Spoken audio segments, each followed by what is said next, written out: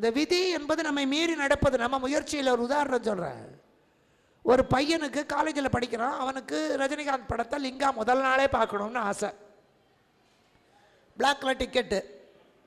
அம்மா கிட்ட சொல்கிறான், நான் காலேஜுக்கு பணம் கொடுக்கணுமா, அதனால் ஒரு 500 ரூபா கொடு. அவங்க அம்மாவும் பையன் படிக்கிறான்னு கொடுத்துட்டான், புருஷனுக்கு தெரியாமல். வாங்கிட்டு பிளாக் கலர் டிக்கெட்டும் வாங்கிட்டான். காலேஜில் பக்கத்தில் இருந்த பையனை எனக்கு பதிலாக நீ அட்டெண்டன்ஸ் கொடுறான்னு அதுக்கு ஒரு ஆளை தயார் பண்ணிட்டான். அம்மா கிட்ட படம் வாங்கினது இவன் புத்தி, டிக்கெட் வாங்கினது இவன் புத்தி, ஃபஸ்ட் ஷோ போய் உட்கார்ந்தானே அதுவும் இவன் புத்தி, காலேஜில் ப்ராக்ஸி கொடுக்க வச்சது புத்தி. எப்போவுமே இந்த சினிமா தியேட்டரில், பெரிய தியேட்டர்கள் எல்லாம் ஒவ்வொரு வருஷக்கும் ஏபிசின்னு வரிசை இருக்கும். ஒவ்வொரு வரிசையிலையும் 30 டிக்கெட் இருந்தால் 30 டிக்கெட்டு கொடுத்துட்டு அடுத்த வருஷம் தரமாட்டான். ஒவ்வொரு வரிசையிலையும் ஒரு 4 டிக்கெட் வச்சுருப்பான். ஏன்னா கடைசி நேரத்தில் புருஷன் பெண்டாட்டியாகவோ தனியாகவோ வந்தால் அவங்களுக்கு சீட் ஒதுக்கணும். இவன் டிக்கெட் வாங்கிட்டு போய் உட்காந்துட்டான். லைட் அணைச்சாச்சு, படம் பார்க்குறான். ரொம்ப நல்லா இருந்தது. பக்கத்தில் இருக்க முதுகில் தட்டுறான், பிரமாதம், ஆஹா ஓகோங்கிறான். இன்டர்வல் வந்தது, லைட் போட்டான். பார்த்தா இவன் பக்கத்தில் இவங்க அப்பா உட்காந்துருக்கான். இவங்க அப்பா உட்காந்துருக்கான். டிக்கெட் வாங்கினது இவன் மதி, ஃபர்ஸ்ட் ஷோ வந்து உட்கார்ந்தது இவன் மதி, அம்மாவை ஏமாத்தினது மதி, காலேஜை ஏமாத்தினது மதி. ஆனால் அத்தனை சீட் இருக்கிற போது அதே வரிசையில் அவன் பக்கத்திலேயே அதே காட்சிக்கு அவங்க அப்பா வந்து உட்கார்ந்தது விதி. இதை மீற முடியாது. இது யாரும் திட்டம் போட்டு செய்கிறது இல்லை. அதனால தான் விதிக்கு தகுந்த மதி. நம்ம புத்தி கூட அதனால தான் வேலை செய்யும். அதனால தான் ஆண்டவன்கிட்ட விட்டுடணும். அப்பா நீ எப்போவும் கூட இரு, என் புத்தி கூட இருக்கு, நல்ல புத்தியை கொடு, வேண்டிக்கோ, காசை கொடுன்னு கேட்காத. புத்தி இல்லாதவனுக்கு காசு இருந்து பிரயோஜனம் இல்லை. நல்ல பொண்டாட்டி கொடு, புத்தி இல்லாதவனுக்கு பொண்டாட்டி இருந்து பிரயோஜனம் இல்லை. ஒரே வார்த்தை, இறைவன்கிட்ட பிரார்த்தனை, அம்பாள் சந்நிதியில் பிரார்த்தனைனா புத்தியை கொடு, தீர்ந்து போச்சு. நாங்கள்லாம் குழந்தையா இருக்கோம், எனக்கு அதுதான் சொல்லி கொடுத்தாங்க. அதனால தான் கொஞ்சமாவது புத்தி இருக்குது. புத்தியை கொடு. விதிக்கு தகுந்த மதி, மதிக்கு தகுந்த வாழ்வு.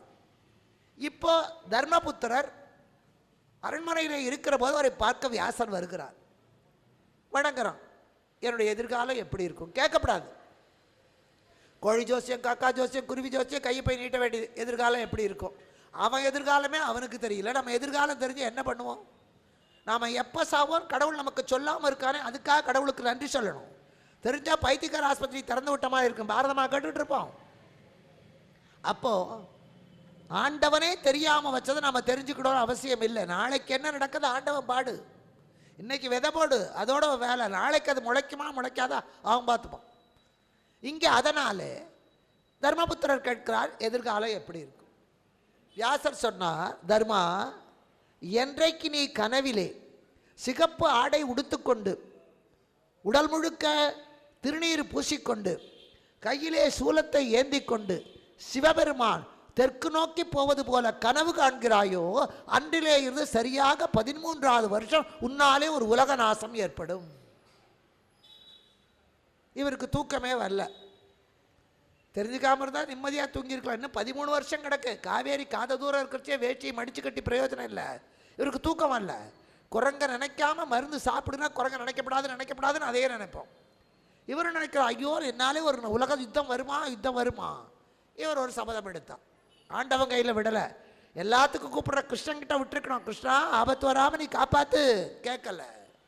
நம்ம சரியான நேரத்தில் கடவுளை விட்டுருவோம். கையில் காசு இருந்தால் நகை கடைக்கு, மாத கடைசியில் காசு இல்லைன்னா கோயிலுக்கு. கஷ்டம் வந்தால் தான் ஆண்டவனை நினைக்கிறோம். அதனால தான் ஆண்டவன் கஷ்டத்தை கொடுத்துக்கிட்டே இருக்கான். நீ நினச்சிக்கிட்டே இருடார்.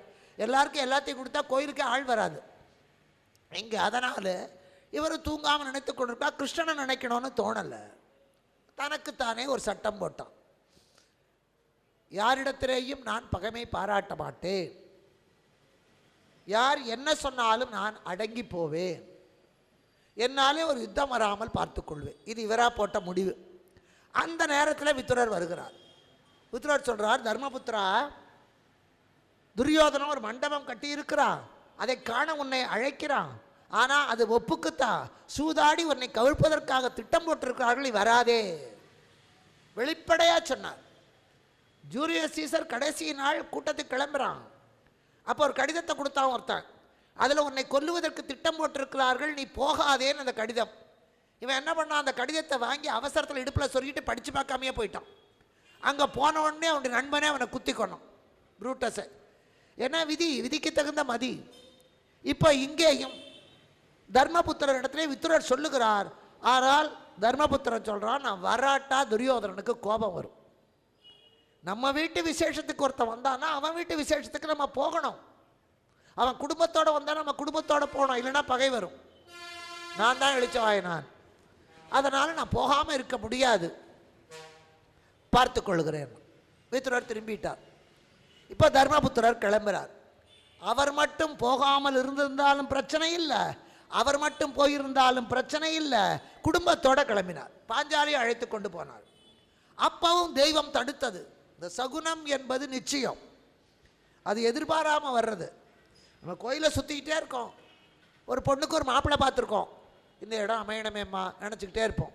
அங்கே யாரோ 2 பேர் பேசிட்டு போவாங்க, ஒன்றும் கவலைப்படாதக்கா எல்லாம் நல்லாடு, இது தெய்வ வாக்கு. அதே சமயத்தில் வேற ஒருத்தர் பேசுகிற, வேண்டாக்கா விட்டுடு, அப்போ அது நடக்காதுன்னு அர்த்தம். இது சகுனம். அது எதேச்சையாக நடக்கிறது இருக்கே, அது சகுனம். இப்போ கிளம்பி வருகிறார்கள். கொஞ்சம் தூரம் வரும்போதே பாஞ்சாலி வீட்டுக்கு விலக்காயிட்டான். அப்போ சொன்னால் நான் வரல, ஏன்னா ஒரு கிரகப்பிரவேசம் என்றால் ஹோமமெல்லாம் நடத்துவார்கள், அந்த இடத்துக்கு வரக்கூடாது. நான் வீட்டுக்கு விலக்காகிட்டேன், அதனால் நான் திரும்பி போகிறேன். போயிருந்தால் பிரச்சனையே இல்லை.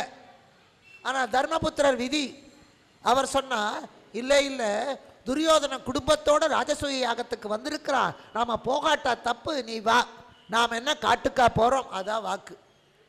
ஒரு சொல் கொல்லும், வாலி அழகாக சொல்வார், ஒரு சொல் கொல்லும், ஒரு சொல் வெல்லும். வாயிலிருந்து வர்ற வார்த்தையே சில சமயத்தில் மேலே அஸ்து தேவதை ததா அஸ்துங்க, அது அப்படியே பலிக்கும், அப்படியே பலிக்கும். குழந்தை போய் தொலைடாம்போம், போய் ஒரு ஆக்சிடெண்ட்டில் மாட்டிப்போம். நாம் நினச்சி சொல்லலை, அதனால எப்போ நல்ல வார்த்தை சொல்லணுமே தவிர அசுபமான வார்த்தையே சொல்லக்கூடாது. அதனால் இங்கேயும் இவன் வரல, நான் கிளம்புறேன்னா, அதுக்கு தர்மபுத்திரர் சொல்ல, நம்ம என்ன காட்டுக்கா போகிறோம். அவன் திரும்பி வரவே இல்லை, திரும்பி காண்டவ பிரசத்துக்கு வரவே இல்லை, காட்டுக்கு தான் போனான். அவன் வாயில் தற்செயலாக வந்தது, நம்ம காட்டுக்கா போகிறோம், பெரியப்பர் வீட்டுக்குத்தானே போகிறோம், அங்கே நம்ம பெரியம்மா காந்தாரி இருக்கா, நீ அவள் அந்தப்புறத்தில் இரு, நான் இந்த விழாவில் கலந்து கொண்டு வருகிறேன். அவர் சொன்னது சாதாரணமான ஒரு திட்டம். சரி, பாஞ்சாலி வந்தான். அவளை கொண்டு போய் காந்தாரி அரண்மனையில் விட்டு விட்டு சபைக்கு வருகிறார்கள். என்ன ஒன்று பெரிய விழா இல்லை, 10 நிமிஷத்தில் முடிஞ்சு போச்சு. சமையலுக்கு நேரம் ஆகிறது, விருந்துக்கு. அப்போ துரியோதனன் சொன்னால், சாப்பாடு வருகிற வரைக்கும் பொழுதுபோக்காக கொஞ்சம் தாயம் ஆடலாமே, தாயம் ஆடலாமே. இன்னைக்கு உண்டு, கல்யாண வீட்டில் சீட் ஆடுவாங்க எல்லாமே. எங்கள் பிராமணர்கள் வீடுகளெல்லாம் முன்னெல்லாம் கல்யாணத்துக்கு லிஸ்ட் போடும்போது சீட்டுக்கட்டே எழுதி கொடுப்பான். அதாவது சொந்த காசில் சூனியம் வச்சுக்கிறதுன்னு அர்த்தம். பொண்ணு வீட்டுக்காரனே சீட்டையும் வாங்கி கொடுக்கணும். இப்போல்லாம் பாட்டில் சேர்த்து கேட்குறானுங்க எல்லாருமே. என் ஃப்ரெண்ட்ஸ் எல்லாம் வருவாங்க, ரூம் போடு, இதெல்லாம் தப்பு. அன்னைக்கு அதுதான் நடந்தது. கொஞ்ச நேரம் தாயம் ஆடலாமே. விளையாட்டாய் ஆடுவது வேற, பந்தயமாக ஆடுவது வேற. சும்மா சீட்டாடினா பொழுதுபோக்கு, காசு வச்சு ஆடினா அது சூதாட்டம். இப்போ அதே மாதிரி ஆடலாமேன்னு தர்மபுத்திரனுக்கு அது வரைக்கும் புத்தி வேலை செஞ்சது. அவன் சொன்னான், 5 பாவங்கள் செய்யக்கூடாது. வஞ்சராகி வெகுளி செய்தல், பிறர் பெரும் கோது எடுத்துரைத்தல், உற்ற சூழ் பிறைத்தல், நண்பராகி அயிர்த்தல், பரியவெஞ்சூது விழைதல். இந்த 5 தப்பு. சொன்ன சத்தியத்தை மீறப்படாது. ஒருத்தங்கிட்ட நண்பராக இருந்து அவனுக்கே தீமை நினைக்கக்கூடாது. அதே மாதிரி சூதாட்டத்தை விரும்பக்கூடாது. கோபம் கொண்டு வஞ்சகமாக அடுத்தவனை அழிக்கக்கூடாது. வஞ்சராகி வெகுளி செய்தல், பிறர் பெரும் கோது உடைத்தல், அடுத்தவனுடைய குற்றத்தையே சொல்லுவது, இது 5 மகா பாவம் வேண்டாம். சூதும் வாதும் வேதனை செய்யும். இப்போ சொன்ன குடிக்கிறவன் பரவாயில்ல, அவன் தான் நாசமாக போவான், அவன் வயிறு தான் வெந்து போகும். ஆனால் இந்த சூதாட்டம் காசு வச்சு ஆடுவது குடும்பத்தையே நடுத்தருவுக்கு கொண்டு வரும், 7 தலைமுறைக்கு. ஞாபகம் வச்சுக்கணும். அதனால் இங்கேயும் இவன் சொல்லுகிறான், சூதும் வாது வேதனை செய்யும். அப்போ துரியோதனன் சொன்னான், தர்மபுத்திரா, அரசர்களுக்கு இந்த ஆட்டம் என்பது சகஜம். அது மட்டுமல்ல, ஒரு போட்டிக்கு அழைத்தால் சத்திரியன் மறுத்தால் அவன் சத்திரியனே அல்ல, இது பிறப்பு. ஒரு பிராமணனை பார்த்து நீ பிராமணனார் சந்தேகமாக இருக்குன்னா அவங்க அம்மாவோட ஒழுக்கத்தில் தப்பு. நீ முதலியார் தானான்னு எனக்கு சந்தேகமாக இருக்குன்னா அவங்க அம்மாவோட ஒழுக்கத்தில் தப்பு. இப்போ சொல்கிறான், நீ சத்திரியனா இருந்தா போட்டி கிடைத்தால் மறுக்கக்கூடாது. அப்ப நீ சத்திரியன் இல்லை. இது பிறப்பை கூறப்படும். எதை வேணா பொறுத்துக்குவான். பெண்ணை பொறுத்த வரைக்கும் அவன் ஒழுக்கத்தை குறை சொன்னா எங்களுக்கு கோபம் வரும். ஆணை பொறுத்த வரைக்கும் அவங்க திட்டுல அவங்க அம்மாவோட ஒழுக்கத்தை குறை சொன்னா தான் கோபம் வரும். கெட்ட வார்த்தை பூரா அவங்க அம்மா அக்காவை தான் சொல்லும். இங்க அதனால நீ சத்திரியனா இருந்தால் போட்டிக்கு மறுக்கக்கூடாது. பொழுதுபோக்குக்குத்தானே ஆடுகிறோம். நீ மறுத்தால் உன்னுடைய மக்கள் உன்னை பிசுகன் என்று நினைப்பார்கள். ஒரு நாட்டில் எங்க பார்த்தாலும் தர்ம சத்திரம் பள்ளிக்கூடம் இருந்தா போராது. பொழுதுபோக்குக்கு சினிமா தியேட்டரும் இருக்கணும், நாடக மேடையும் இருக்கணும். மக்கள் எப்போ பார்த்தாலும் துளசி மணி மாலை உருட்டிகிட்டே இருக்க முடியாது. அவங்களுக்கு பொழுதுபோக்கு அம்சமும் நியாயமானது இருக்கணும். அதனால் நீ மறுத்தால் உன் மக்கள் உன்னை பிசுகன் என்று நினைக்க மாட்டார்கள். பார்த்தான் தர்மபுத்திரன். சத்திரியன் போட்டி கழைத்தால் மறுக்கக்கூடாது. ஏன்னா கேள்வி கேட்பான். எல்லாம் தெரிஞ்ச தர்மபுத்திரன் ஏன் சூதாடினா, அது பாவம்னு தெரிஞ்சும் ஏன் செய்தான்? இந்த கேள்வியெல்லாம் நம்ம கேட்கணும். சும்மா பாரதத்தை படிச்சுட்டு போகக்கூடாது, ராமாயணத்தை படிச்சுட்டு போகக்கூடாது. சந்தேகம் வரணும். அதை சரியான ஆள்கிட்ட போய் கேட்கணும். சரியான ஆளுகளை அந்த காவியத்திலேயே தேடி பார்க்கணும். அதான் அறிவு வளர்வதற்கு முறை. எல்லாம் தெரிந்த தர்மபுத்திரன் ஏன் சூதாடினான்? ஒன்று, சத்திரியன் போட்டிக்கு அழைத்தால் மறுக்கக்கூடாது. ரெண்டாவது, நாம் மறுத்தால் அதை காரணமாக வைத்துக்கொண்டு யுத்தம் வந்து வியாசர் சொன்னது போல உலகம் அழியுமோ நம்மாலே. மூணாவது, தர்மபுத்திரருக்கே சூதாட்டத்திலே விருப்பம். நமக்கு விருப்பம் இல்லாமல் நம்மளை யாரும் அழிக்க முடியாது. சில பேர் சொல்லுவான், எனக்கு குடிக்கணும்னு இஷ்டமே இல்லை, என் நண்பர்களை அழைத்து கொண்டு போய் வற்புறுத்தி வாயில் ஊற்றிட்டான். கரெக்ட். டாஸ்மாக் கடைக்கு அழைச்சிட்டு போனது நண்பன், 2 பேர் பிடிச்சிக்கிட்டோம், வாயில் ஊற்றினதும் நண்பன். ஆனால் முழுங்கினது நீ தானே. ஏன் முழுங்கின? அது அவன் மேலேயே துப்பி இருக்கலாம் இல்லையா, அதில் விரலை விட்டு வாந்தி எடுத்துருக்கலாம் இல்லையா, அவன் மறுபடியும் ஊற்றுவானா? நீ முழுங்கிறன்னா உனக்கும் டேஸ்ட் பார்க்கணுங்கிற ஆசை கடுகளவாது இருந்ததுனால்தான் அது உள்ளே போச்சு. நம்ம கிட்ட குறை இல்லாமல் அடுத்தவன் நம்மளை கெடுக்கிறதுங்கிறது முடியாத காரியம். 99% அடுத்தவனுடைய முயற்சியால் 1% நமக்கும் அந்த ஆசை இருந்தால் தான் நம்ம அழிவோம். அது நிச்சயம். இப்போ இங்கே அதே மாதிரி தர்மபுத்திரனுக்கும் சூதாட்டத்திலே விருப்பம். சத்திரியன் போட்டிக்கு மறுக்கக்கூடாது, உலக நாசம் வந்துவிடக்கூடாது.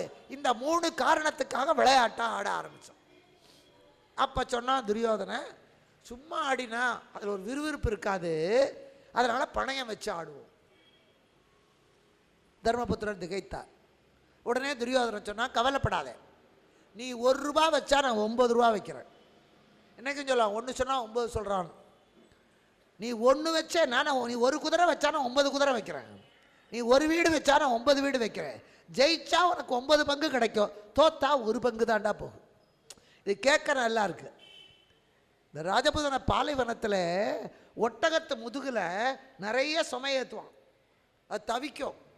அப்போ அந்த சொந்தக்காரன் என்ன பண்ணுவான், அந்த ஒட்டகத்து முதுகுலேருந்து ஒரு சின்ன கல்லை எடுத்து அந்த ஒட்டகத்து கண்ணுக்கிட்ட காட்டிட்டு, பாரு நான் பாரத்தை குறைச்சிட்டேம்மா. அந்த ஒட்டகம் நினச்சிக்கும் நம்ம எஜமான ரொம்ப நல்லவன், அதனால் பாரத்தை குறைச்சிடும். அது பாரத்தையாக குறைச்சாம இல்லை, ஏமாத்துறது. அது மாதிரி துரியோதனன் சொல்கிறான், நீ தோற்றால் 1 பங்கு போகும், ஜெயித்தால் 9 பங்கு வரும். என் மாமன் உன்னோடு ஆடுவான், பணையத்தை நான் வைப்பேன். தர்மபுத்திரர் கொஞ்சம் பயந்தார். நீ எதுக்கு பணையம் வைக்கிற? அப்போ உடனே துரியோதனன் சொன்னான், மாமன் சொத்து மருமகனுக்குன்னு ஒரு சட்டம் இருக்குது. இன்றைக்கி கேரளாவில் எல்லாம் அப்பஞ்சொத்து பிள்ளைக்கு இல்லை, மாமா சொத்து தான். மருமக்கள் வழி மான்மியம்னு பேர். ஒரு ஆண் பிள்ளை சம்பாதித்தானா அக்கா தங்கச்சி குழந்தைகளுக்கு தான் சொத்து போகுமே தவிர அவன் பிள்ளைகளுக்கு கிடையாது. கேரளாவிலாம் அதுதான். அதனால் இங்கே கல்யாணம் ஆனால் நம்மளெல்லாம் பொண்ணு வந்து மாமியார் வீட்டுக்கு போகும், அங்கே மாப்பிள்ளை தான் மாமியார் வீட்டுக்கு வருவான். மாப்பிள்ளை மாமியார் வீட்டுக்கு வருவான், சாப்பிட்றது அவன் வீட்டில், படுக்கிறது இங்கே. அப்படி வரணும். அதனால் இங்கேயும் மாமனிடத்திலே இருந்து சொத்து வருகிற பொழுது ஏன் நான் கொடுக்கக்கூடாது? இந்த வீரராகவன், அந்த ஒரு பெரிய வீரராகவன் ஒருத்தர் இருந்தார். அவர் தான் கவி காளமேகம். அவர் திருச்சிராப்பள்ளியில் ஸ்ரீரங்கத்தில் மடப்பள்ளியில் பிரசாதம் பண்ணிகிட்டு இருந்தார். அவருக்கு ஒரு சைவ பெண் மேலே காதல். இந்த சைவம் பட்ட வைணவன் நெட்ட. வைணவர்கள் சைவத்தை அவ்வளோ சீக்கிரத்தில் ஒத்துக்க மாட்டாங்க. மறந்தும் புறம் தொழா. நாம் எல்லாத்தையும் கும்பிடுவோம். நம்ம விநாயகர் சதுர்த்தியும் கும்பிடுவோம், கிருஷ்ண ஜெயந்தியும் கும்பிடுவோம், வரலட்சுமி பண்டிகையும் கொண்டாடுவோம், எல்லாம் பண்ணுவோம். அவங்க மாட்டாங்க, ஏகபத்தினி மாதிரி. அப்போ சொன்னார், நீ அந்த பெண்ணை விரும்புகிற, அதனால் நீ இங்கே இருக்கக்கூடாது போன்ட்டான். அவர் சொன்னார், இந்த சமயம் பண்ணுறதுக்கு எங்கேயா இருந்தால் என்னடா, நான் திருவானக்காவல் போகிறேன்னு அங்கே போய் மடைப்பள்ளியில் பரிச்சாரகரானார். அகிலாண்டேஸ்வரியினுடைய அருளினாலே தாம்பூலம் துப்ப கவி காளமேகமானார். ஒரு முறை கோயில் வழியாக போய்கொண்டிருக்கார், திருக்கண்ணபுரம் வழியாக, அது பெருமாள் கோவில். அப்போ அந்த மழை கொட்டு கொட்டுன்னு கொட்டுக்கிறது, இவர் போய் உள்ளே ஒதுங்க போனார். அப்போ அந்த அர்ச்சகர்கள்லாம் சொன்னார்கள், நீ சைவம் திருநீர் பூசியிருக்க, இங்கே பெருமாள் கோயிலுக்கு வராது. ஐயா மழை பெய்யுது, நான் ஒதுக்குறேன். அப்போ அவங்க சொன்னாங்க, பெருமாள் தான் மிகப்பெரிய ஆள், நீ பாடினா உள்ளவான். இவர் கெட்டிக்கார். இவர் சொன்னார், பார்த்தா தான் ஏன் பாட முடியும், முதல்ல உள்ளே விடு, பெருமாளை பார்த்துட்டு நான் பாடுறேன். சரி உள்ளே விட்டான். இவர் போய் பாடினார். பெருமாள் தானே பெருசு, ரைட்டு. கண்ணபுர திருமாலே கடவுளரில் நீ அதிகன், நீ தான் ஏன் பெரிய ஆள். ஏன் தெரியுமா, உன் பிறப்போ 10, நீ 10 தடவை பிறந்த. உயர் சிவனுக்கு ஒன்றுமில்லை, சிவபெருமான் பிறக்கவே இல்லை, என் பிறப்போ எண்ண தொலையாதுன்னு. வைஷ்ணவனுக்கு கோபம் வந்தது. ஏண்டா அப்படி பிறப்பிறப்பு இல்லாத உங்கள் சிவபெருமான், அவன் பிள்ளை விநாயகர் எங்கள் பெருமாள் கோயிலில் ஏன் வந்து உட்காந்துருக்காருன்னு. அப்போ பாடினார் அவர். ஏன் தெரியுமா, அப்பா சொத்து பிள்ளைக்கு வரும். அப்பா நல்ல புத்திசாலி அப்பா என்ன பண்ணுவான், செத்த பிறகு பிள்ளைக்கு எழுதி வைப்பான். எனக்கு பின்னால் முன்னாடி எழுதி வச்சா அவன் பின்னால் தான் போடுவான். அதனால் தந்தை தனக்கு பின்னால் சொத்து எழுதணும். பிறந்தவன் தானே சாவான், சிவபெருமான் பிறக்கவே இல்லை, அதனால் அவருக்கு இறப்பும் இல்லை, அதனால் சொத்து வராது. அப்படியே வந்தாலும் என்ன இருக்குது, சுடுகாட்டு சாம்பலும் 2 மண்டையோடு தான் இருக்குது. யார் சொத்துரா வரும்னு பிள்ளையார் பார்த்தார். மாமன் சொத்து வரும். மாமா பெருமாள், மகாலட்சுமியுடைய கணவன், ஏகச்சக்க செல்வம் இருக்குது, அதனால் மாமன் சொத்து கிடைக்குன்னு வந்து உட்காந்தாயா. தந்தை பிறந்திரவா தன்மையினால், தன் மாமன் வந்து பிறந்து இறக்கும் வன்மையினால், முந்திக்கே வீணிக்கு வேலையறித்தான் மகன், மாமன் காணிக்கு வந்திருந்தான் கான். இந்த பெருமாளுக்கு ஒரு பையன் இருந்தான், மன்மதன். அந்த மன்மதனையே சிவபெருமான் எரிச்சிட்டார். பிள்ளை இல்லாத சொத்து வீணா போகுதுன்னு பிள்ளையார் வந்து உட்காந்துருக்காருனா. எதுக்கு சொல்றா, மாமன் சொத்து மருமகனுக்கு வரும். அது ஆன்மீகத்திலையும் சரி, லௌகீகத்திலையும் சரி. இங்கே அதனால் மாமனுடைய சொத்துக்கு ஆளாகிற போது ஆடுவதற்கு என்ன தப்பு, நான் வச்சு ஆடுறேன், நியாயமாக இருந்தது. தர்மபுத்திரர் ஆட ஆரம்பித்தார். ஆடின உடனே சரி, ஒரு நாட்டில் இருக்கிற ஆடு மாடெல்லாம் வை, ஏன்னா அதான் வாயில்லாது, குரல் கொடுக்காது. ஏன்னா நம்ம தமிழ் இலக்கணப்படி மாடுபிடி சண்டை தான் முதல்ல. வெற்றி, கரந்தை, நொச்சி, உழிங்கைன்னு வரும். முதல்ல மாடு பிடிப்பான், அதுக்கப்புறம் அதை எதிர்ப்பான், அதுக்கப்புறம் நாட்டை பிடிப்பான், வளைத்து போடுவான், இப்படி வரிசையாக தொடரும். இன்றைக்கி அதனால தான் அந்த மாடு பிடிக்கிற சாமர்த்தியத்துக்கு தான் ஜல்லிக்கட்டுன்னு. இப்போ என்ன பண்ணா, முதல்ல மாடை வச்சு ஆடினான், போச்சு எல்லாம். சரி, அவன் வேலைக்காரனை எல்லாம் வச்சு அவனை வச்சு ஆடினான், அடிவை, அதையும் வச்சு இழந்தான். இந்த ஆட்டத்தில் தோற்று போகத்தான் வீம்பு ஜாஸ்தியாகும். விட்டதை பிடிக்கிறேம்மா, நான் விட்டதை பிடிக்கிறேம்மா, தோற்று போக ஜெயிக்கணுங்கிற வெறி ஜாஸ்தியாகும். நல்ல விஷயத்தில் வந்தால் பரவாயில்ல. இப்போ மாடு போச்சு, ஆடு போச்சு, ஆள் போச்சு, உன்னுடைய நாட்டை வச்சு ஆடுன்னு. நாட்டையும் வச்சு ஆடினோம். 5 தம்பி 4 தம்பி அண்ணன், 5 பேருக்கு பொதுவான நாடு, தர்மர் வச்சு ஆடுகிறார். அப்போ அந்த 4 பேர் ஊன்னு ஒரு குரல் கூட கொடுக்கல, எங்களுக்கும் சொந்தம். நீ எப்படி இப்போ நீக்கு ஒரு பித்ருராஜ் சொத்தை வைக்கணும்னா 5 தம்பி இருந்தால் 5 பேர் கையெழுத்து போட்டால் தான் செல்லும். அப்போ அத்தனை பேருக்கு சொந்தம். ஆனால் யாரையுமே கேட்கல, யாரும் மறுக்கலை. ஏன்னா தர்மபுத்திரர் தன்னோட நண்பர்கள் எல்லாரையும் சேர்த்து கொண்டு அத்தனை தம்பியை நான் தான் நினைச்சு ஆடினா ஒத்துக்கொண்டார், நாட்டையும் இழந்தான். இப்போ பேசுகிறான் சகுனி.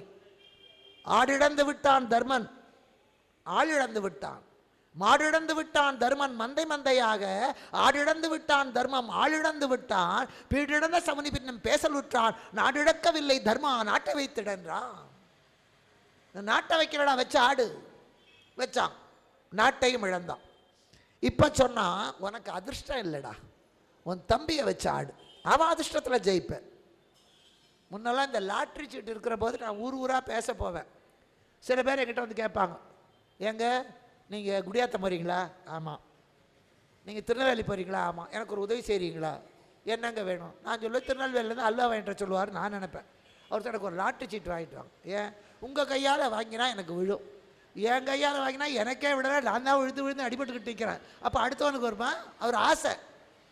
இந்த பிள்ளையால் அதிர்ஷ்டம் இல்லை, பொண்டாட்டியால் அதிர்ஷ்டம் இல்லை, இந்த வீட்டுக்கு போய் அதிர்ஷ்டம் இல்லை, இது வாஸ்து காஸ்து அத்தனையும் தப்பு.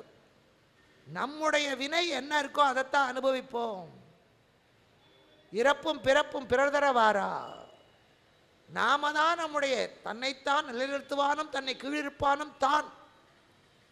இந்த வீட்டுனாலேன்னு இல்லை, இந்த கதவை இடிச்சு அங்கே வச்சா கொட்டாது, இந்த ஜன்னல் எடுத்து அங்கே வச்சா அது வாஸ்து இல்லை.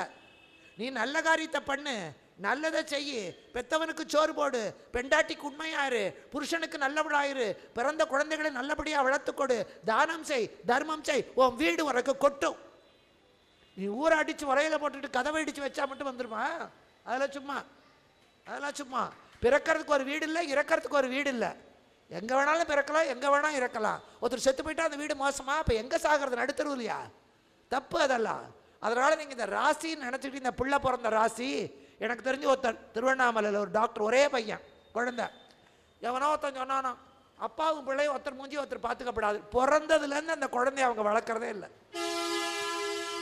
அப்போ எதுக்கு பெற்றுக்கணும்? இப்போ இன்னைக்கு அந்த பையன் பெரிய ஆள் ஆகிட்டான், கல்யாணம் கூட ஆகிடுது, இன்னும் அப்பாவும் அம்மாவும் ஒரு வீட்டில் சாப்பிட்றதில்ல அந்த பையனோட. இதெல்லாம் தப்பு. அந்த பையனுக்கு எப்படி அப்பாவுக்கு சோறு போடணும்னு தோணும்? யோசிச்சு பாருங்க. அதனால் நம்முடைய கஷ்டங்களுக்கு நாம தான் காரணம். ஜாயிண்ட் அக்கௌண்ட்டே கிடையாது. புருஷன் புண்ணியம் பண்ணால் பொண்டாட்டிக்கு வராது, பொண்டாட்டி பாவம் பண்ணால் புருஷனுக்கு வராது. அவங்கவங்க வாங்கின கடனை அவன் தான் அடிக்கணும். அப்பா வாங்கின கடனை பிள்ளை அடைக்கலாம், அப்பா செஞ்ச பாவத்துக்கு பிள்ளை பரிகாரம் செய்ய முடியாது. அதனால் நம்மைத்தான் நல்லவர்கள் ஆக்கி கொள்ளணுமே தவிர அடுத்தவங்க மேலே பழி போட்டு ஜோசியம் ஜாதகம்னு எல்லாத்தையும் ராசி பலன் பார்த்துக்கிட்டு இருக்கிறது தப்பு. சும்மா பாருங்க, பொழுதுபோக்கு. அதை நம்பிக்கொண்டு வேதனைப்படாதீர்கள், அவ்வளோதான் சொல்லுவேன். காத்தால் எழுந்தோன்னே டிவியில் ராசி பலன், முதலராசிரியர்களை இன்றைக்கி மேற்கு பக்கம் போகாதேம்மா, இவன் ஆஃபீஸே மேற்கு பக்கம் தான், இவன் மேற்கு பக்கம் போகாமல் தெற்கு பக்கமாக போவான். அவள் கட்டிட்டு ஆஃபீஸுக்கு கிளம்புவா, இன்றைக்கி நீலப்புடவை கட்டாதீர்கள். அவள் கட்டியிருப்பா நீலப்புடவை, லேட் ஆகிடும், அந்த அவுத்து போட்டு வேறு புடவையாக கட்டிட்டு போவா. இதெல்லாம் பைத்தியக்காரத்தனம், அதெல்லாம் ஒன்றுமே இல்லை. ஆண்டவனை நம்பிக்கொண்டு நீ என்னோடு துணையிரு, என் தவறினால் எனக்கு கஷ்டம் வந்தா அந்த கஷ்டத்தில் என் அபாயங்களிலே இருந்து மீளுவதற்கு எனக்கு மன வலிமையைத்தா. அதான் பிரார்த்தனை. அப்பா, எனக்கு வருகிற வலிகளையெல்லாம் தாங்குவதற்கு திடமான மனசை கொடு. எப்பொழுது வெற்றியே கிடைக்கணும் கிட்ட பிச்சை கேட்க வைக்காதே. எனக்கு தோல்வி வந்தால் கூட உன்னருளால் வெற்றியாக மாற்றிக்கொள்ள எனக்கு புத்தியை கொடு. அதுதான் நம்ம பிரார்த்தனை. அப்போ ஆண்டவன் கூட இருப்பான். இப்போ இங்கே அதே மாதிரி தர்மபுத்திரர் இத்தனைக்கெல்லாம் கிருஷ்ணனை கூப்பிட்டானே, அப்போ கூப்பிட தெரியல. ஆனால் என்கிட்ட ஒருத்தன் கேட்டான், பாரிஸில் போனபோது, நம்ம பசங்களுக்கு தான் சந்தேகமாக வராது, வெளிநாட்டில் இருக்கிற நம்ம குழந்தைகளெல்லாம் நல்ல ஆழமாக கேட்குறாங்க. அவன் கேட்டான் கிட்ட, சரி ஆண்டவன் பேரை சொன்னார் நமக்கு கஷ்டம் விலகும்னு சொன்னீங்களே, தர்மபுத்திரன் கிருஷ்ணன் பேரை சொல்லலை, அதனால் அவர் தோற்று போனார், சகுனின்னு தானே சொல்லலை, சகுனி எப்படி ஜெயிச்சான்? அருமையான கேள்வி, அருமையான கேள்வி. தர்மன் சொல்லலை, தோற்று போயிட்டான். சகுனின்னு தானே சொல்லலை, அவன் எப்படி ஜெயிச்சான்? சகுனி சொன்னான். சகுனி சொன்னான். எப்படி சொன்னான் தெரியுமா? தர்மபுத்திரா, நாட்டையெல்லாம் இழந்துட்ட, உன் தம்பியை வச்சு இழந்த, சகாதேவனை வச்சான், அவனையும் இழந்தான். அடுத்தது நகுலனை வச்சான், அவனையும் இழந்தான். வில்லுக்கு ஒருவன் அர்ஜுனன், அப்பேற்பட்ட காண்டீவனை வச்சான், இழந்தான். பீமனை வச்சான், இழந்தான். தன்னையும் வச்சான், இழந்தான். எல்லாம் போச்சு. இப்போ சகுனி சொன்னான், தர்மபுத்திரா, அம்பினொத்த விழியாள், உங்கள் ஐவருக்கும் உரியாள், அவள் பேசுவாளா, அந்த ஆயன் மதிப்பானா? டேய், நீ வசதியாக இருந்தா தாண்டா பொண்டாட்டி மதிப்பா, நீ எல்லாத்தையும் இழந்து ஓட்டாண்டி ஆயிட்ட, அந்த பாஞ்சாலி ஒன்ன மதிப்பாளா? இதோட நிறுத்தி இருந்தா சகுனி தோத்துருப்பான். வாயில் என்ன வந்தது? ஆயன் உன்னை மதிப்பானா? தெரிஞ்சு சாப்பிட்டாலும் விஷம்தான், தெரியாம சாப்பிட்டாலும் விஷம்தான். ஆண்டவன் பேரை வழிபட சொன்னாலும் பக்தி தான், திட்டத்துக்கு சொன்னாலும் பக்தி தான். இன்னைக்கு நாத்திகன் நல்லா இருக்கான், ஆஸ்திகன் கெட்டு போறான்னா நாம எப்போ ஒரு சமயம் தான் சாமி பேரை சொல்றோம். நானும் ராமனும் பேசுறதுக்காக ராமாயணத்தை படிப்போம், ஆனால் ராமாயணத்தை திட்டவ 24 மணி நேரம் படிக்கிறோம். அண்ணாதுரை ராமாயணத்தை படித்த அளவுக்கு எம்பார் விஜயராகவாச்சாரியார் படிக்கலை. ஏன்னா அதில் எங்கடா தப்பு இருக்கு? 24 மணி நேரம் ராம ராம ராம ராமன் அதையே படித்தா அதனால் அவருக்கு நல்லது கிடைக்கும். ஆத்திகனோ நாத்திகனோ, தெரிஞ்சோ தெரியாமலோ இறைவன் நாமத்தை சொன்னா ஜெயிப்ப. சகுனி சொன்னா ஆயன் பேசுவானா, ஆயன் மதிப்பானா? ஆயன் என்றா கிருஷ்ணன், நம்ம எல்லாம் மேய்க்கிறவன், அப்பேற்பட்ட இடையன் பேசுவான். அந்த வார்த்தை இவன் வாயில வரல, தெரிஞ்சோ தெரியாமலோ சகுனி வாயில கிருஷ்ணன் பேர் வந்தது, அவன் ஜெயிச்சான். அப்போ ஆயன் பேசுவானா, வச்சு ஆடு. இப்போ பாஞ்சாலி வச்சு ஆடினான், அவளையும் தோற்றான். இப்போ உடனே துரியோதனன் சொல்கிறான், வித்துரரை கூப்பிட்டான், சித்தப்பா இங்கே வா, அந்த புறத்துக்கு போ, அந்த பாஞ்சாலியை இழுத்து வா, மன்றில் உள்ளான் ஓர் தலைவன் உன் மைத்துனன் உன்னை அழைக்கின்றான் நீள்மனையின் ஏவலுக்கே என்று அவளை அழைத்து வா. அப்போ வித்துரன் சொன்னான், வேண்டாமடா மகனே, தப்பு, இந்த காரியத்தை செய்யாதே, ஐவர் சிரத்தை வளர்க்கின்றாய், தெய்வ தவத்தியை சீர்குலைய பேசுகின்றாய், வேண்டாமடா மகனே, கன்றியே அடல் வீமனும் விஜயனும் கிளம்புகின் பொன்றியே விடுவீர் நீங்கள் எல்லாம். பிள்ளை தவளை பெரும்பாம்பை மோதுவது போல், புள்ளி சிறுமான் புலியை போய் பாய்வது போல் ஐவர் சிரத்தின் அழலை வளர்க்காதே. தப்புடா, பீமனும் விஜயனும் போர்க்களத்துக்கு வந்தா நீ அழிஞ்சு போயிடுவே, தெய்வ தவத்தியை சீர்குலைய பேசாதே. எத்தனையோ கற்புக்கரசிகள் உண்டு, சாவித்ரி, நளாயினி, அருந்ததி, அனுசூயை, சீதை, கண்ணகி, நம்முடைய பாஞ்சாலி. ஆனால் இன்னைக்கு வரைக்கும் சீதைக்கு தனி கோயில் இல்லை, அருந்ததிக்கு கோயில் இல்லை, அனுசூயாவுக்கு கோயில் இல்லை, திரௌபதிக்கு மட்டும் கோவில் உண்டு. எல்லா இடத்துலையும் திரௌபதி அம்மன் கோயில் உண்டு. காலப்போக்கிலே அந்த திரௌபதி அம்மன் என்ற பெயர் மாறி போய் பிடாரி அம்மன், படவேட்டை எல்லையம்மன் இப்படி மாறி போயிருக்கே தவிர திரௌபதி இன்னைக்கு தீக்குழி மிதிக்கிறது எல்லா கோயிலையும் உண்டு. அந்த தீக்குழி மிதிப்பது என்பது பாஞ்சாலியோடது. அதனால் அந்த திரௌபதிக்கு மட்டும்தான் தனி கோயில். இன்னைக்கு தர்மராஜா உள்ளே இருப்பார், திரௌபதி தான் வெளியே வருவார் திருவிழாவில். அற்புதமாக எல்லா இடத்துலையும், கர்நாடகாவுக்கு போனாலும் திரௌபதி அம்மன் கோயில் உண்டு, ஆந்திராவிலையும் திரௌபதி அம்மன் கோயில் உண்டு, வடக்கேயும் உண்டு. திரௌபதி கோயில் எல்லா இடத்துலையும் உண்டு. அது வடார்காடு தென்னார்காட்டில் திரௌபதி கோவில் இல்லாத ஊரே கிடையாது. இன்னும் ஒன்று ஞாபகம் வச்சுக்கணும், நம்ம சேலம், திருச்சி, தஞ்சாவூரெல்லாம் கொஞ்சம் படித்தவங்க இருக்கிற இடம். இங்கெல்லாம் ராமாயணம் தான் ஜாஸ்தி. ஆனால் வடார்காடு, தென்னார்காடு இந்த மாதிரி அந்த பகுதியிலெல்லாம் கொஞ்சம் படித்தவங்க கம்மி. அங்கே மகாபாரதம் ஜாஸ்தி. ஏன்னா படித்தவங்க கிட்ட தான் பெண்ணாசை ஜாஸ்தி, படித்தவங்க கிட்ட தான் பெண்ணாசை ஜாஸ்தி. நீங்கள் கிராமத்தில் ஜாக்கெட்டே போடாமல் வருவா, ஒருத்தன் கூட தப்பாக பார்க்க மாட்டான். புல்லுக்கட்டை தூக்கி வை அண்ணேம்மா தூக்கி வைப்பான், தப்பாக பார்க்க மாட்டான். இங்கே புடவை சட்டை எல்லாத்தையும் போட்டுக்கிட்டு பஸ்ஸில் வந்தால் கூட இடுப்பையே பார்ப்பான். அதனால் பெண்ணாசை என்பது நகரத்திலே அதிகம். அதனால் பெண்ணாசை ஆலைக்கிட்ட ராமாயணம் நகரத்தில் அதிகம் பிடிக்குது. நம்ம கதை மாதிரியே இருக்குது. மண்ணாசை ஜாஸ்தி. கிராமத்தில் எதை வேணால் கொடுப்பான், ஒரு பிடி மண் வரப்பை எட்டி போட்டால் அருவாள் எடுப்பான். அதனால் மண்ணாசையினாலே கிட்ட பாரதம் கிராம பகுதிக்கு ரொம்ப பிடிக்குது. அதான் காரணம். இப்போ இங்கேயும் அதே மாதிரி வச்சு ஆடு, தோற்று விட்டான், இழுத்துவான்னா. அப்போ மாட்டேன் நான் வித்துறேன். உடனே தேர்ப்பாகரை கூப்பிட்டான், யாரடா பிரதிகாமி, நீ போய் இழுத்துவா. அவன் போனான். பாஞ்சாலி வீட்டுக்கு விலக்கு ஒற்றை ஆடையோடு அமர்ந்திருக்கிறான். இவன் போனான், அம்மா தங்களை அழைத்து வர சொன்னாள். பாஞ்சாலி சொன்னா, எதுக்காக? சூதிலே தோற்றுவிட்டீர்கள், நெம்புகோல் தர்மனுக்கு அசைவே இல்லை, பஞ்ச பாண்டவர்களுக்கு ரோஷம் வரல, பாஞ்சாலி நெம்புகோல் ஆகுறாங்க. அப்போ கூப்பிட்ட உடனே அவன் சொன்னா, எதுக்காக? உங்களை பணயத்திலே வைத்து தர்மபுத்திரர் தோற்றுவிட்டார்.